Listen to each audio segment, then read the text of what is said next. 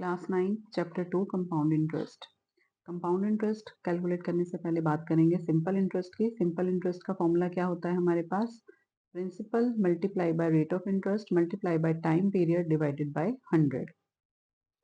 Principal amount जिसके ऊपर हमने इंटरेस्ट निकालना है, रेट ऑफ इंटरेस्ट जिस रेट पे हमें वो अमाउंट मिली है, और टाइम पीरियड कितने टाइम के लिए वो अमाउंट हमें मिली गई है, उसके ऊपर सिंपल इंटरेस्ट कैसे निकालेंगे इस फॉर्मूला को यूज करके। सेकेंड आता है कंपाउंड इंटरेस्ट। कंपाउंड इंटरेस्ट का फॉर्मूला है हमारे पास a minus P. a is the amount और p है प्रिंसिपल अमाउंट। अमाउंट कैसे कैलकुलेट करेंगे?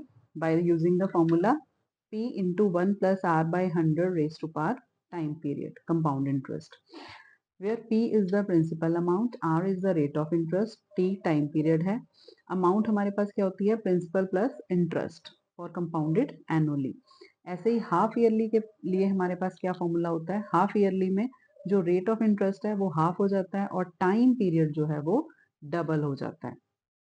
सो अमाउंट का फॉर्मूला क्या बन जाएगा हमारे पास? p into 1 plus R by 200 raise to power twice the time period. Time period 2 times हो जाएगा। Let us do some questions based on it. इनके बेस पे कुछ क्वेश्चंस करते हैं। फर्स्ट है find the amount and compound interest on rupees 15,000। It means principal amount हमें क्या दी हुई है? रुपीज 15,000। टाइम पीरियड दिया हुआ है फॉर 2 years और रेट ऑफ इंटरेस्ट है हमारे पास 8%। तो फर्स्ट ऑफ ऑल इस पे फॉर्मूला लगाएंगे हम अमाउंट का। Amount will be p 1 plus r by 100 raise to power time. Values put करेंगे 15,000 1 प्लस रेट ऑफ इंटरेस्ट है 8 divided by 100 raise to power time. Time है 2 years। सॉल्व करेंगे, LCM लेंगे। आप कैंसिलेशन भी कर सकते हो या एलसीएम लेके डायरेक्ट भी कर सकते हैं। मैं एलसीएम लेके कर रही हूँ। 15,000 एज इट इज आएगा। 100 प्लस 8 कितना हो जाएगा? 108 बाय 100 रेज टू पावर 2। दो बार मल्टीप्लाई करेंगे इससे, ब्रैकेट खोलेंगे 108 by 100 multiply by 108 by 100। Zeros cancel out करेंगे 1 2, दो जीरोस कैंसिल, एक और कैंसिल हो जाएगी। नाउ 5 के टेबल से कैंसिल करेंगे। 5 3 जार 15, 5 2 जार 10। अब ये 2 को भी कैंसिल आउट कर सकते हैं 108 के साथ। 2 1 जार 2, 2 54 जार 108। अब डिनोमिनेटर में कुछ भी नहीं है हमारे पास, तो न्यूमिनेटर में सबको मल्टीप्लाई कर देंगे। 3 multiply by 54 multiply by 108। Multiply करेंगे इन्हें। हमारे पास मल्टीप्लाई करने के बाद क्या आ जाएगा? After multiplication 17,496।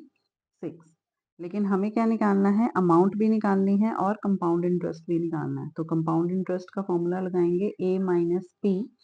ए की वैल्यू क्या है? 17,496।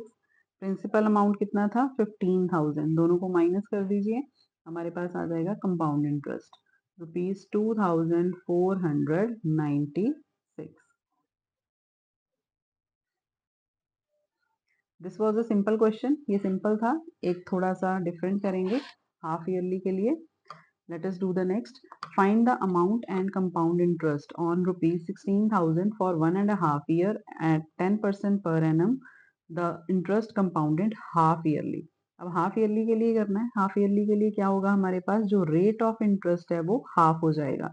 रेट ऑफ इंटरेस्ट है 10%, तो 10% का क्या बन जाएगा? 10% डिवाइडेड बाय 2, 5%। टाइम पीरियड हमारे पास कितना है? 1.5 ईयर।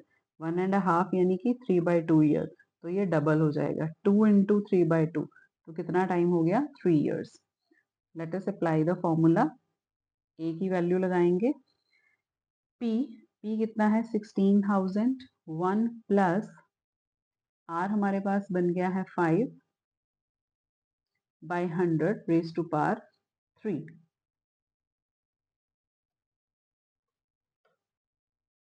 कैंसिलेशन कर देंगे। 5 1 ज़ा 5, 5 20 ज़ा 100। एलसीएम ले लेंगे।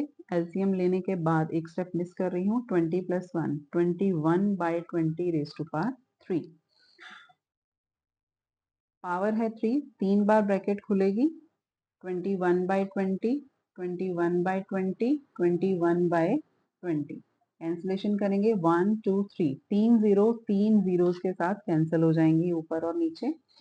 2 के टेबल से कैंसिल करेंगे, 2 8 ज़ा 16, 2 4 ज़ा 8, 2 2 ज़ा 4।